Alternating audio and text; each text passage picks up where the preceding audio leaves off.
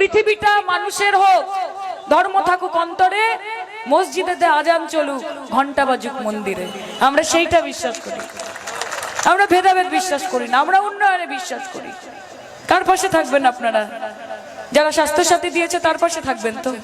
যারা লক্ষ্মীর ভান্ডার দিয়েছে, যারা দুয়ারে সরকার এনে দিয়েছে, যারা দুয়ারে রেশন পৌঁছে দিয়েছে, যারা কন্যাশ্রী দিয়েছে, যারা ঐক্যশ্রী দিয়েছে, যারা যুবশ্রী দিয়েছে, যারা শিক্ষাশ্রী দিয়েছে, যারা মেধাশ্রী দিয়েছে।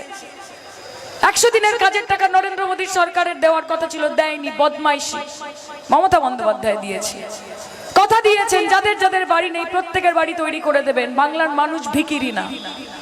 আমাদের ন্যায্য টাকা, হকের টাকা, অধিকারের টাকা হাত পাতবো কেন? নরেন্দ্র মোদী কে তুমি? কে তুমি? মানুষের টাকা নিয়ে নিজের কাছে রেখে দাও, 10 লক্ষ টাকার স্যুট বুট পরো, 8,000 কোটি টাকার এরোপ্লেনে চড়ো, 1.5 লক্ষ টাকার বুক পকেটে পেন থাকে, আর নিজেকে আপনি বলেন প্রধান সেবক, নিজেকে আপনি বলেন বিশ্বগুরু। কোনদিন বিশ্বগুরুরা নিজেদের বিশ্বগুরু বলে না, যারা সেবা করে তারা নিজেদের সেবক বলে না, মানুষ বলে।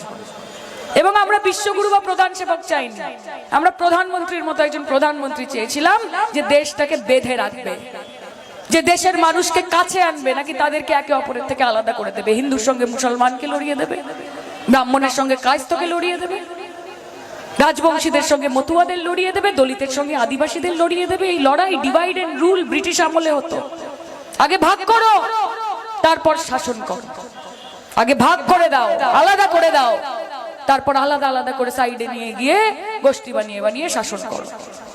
এই বাংলার মানুষ, বাংলার মাটি দুর্জয় ঘাটি। বিনা যুদ্ধে নাহি দেব সূচগ্র মেদিনী, লড়াই লড়াই লড়াই চাই, লড়াই করে বাঁচতে চাই। মমতাদির শিক্ষায় শিক্ষিত, তার দীক্ষায় দীক্ষিত। একটাই কথা মনে করি, যে 1000 बर्फ गिरे लाख आंधियां आए, वो फूल खिल के रहेंगे जो खिलने वाले हैं, और खिलेंगे बस जोड़ा फूल। তাই ঠান্ডা ঠান্ডা কুল কুল, জিতবে শুধু তৃণমূল। ভয় পাবেন না কাউকে।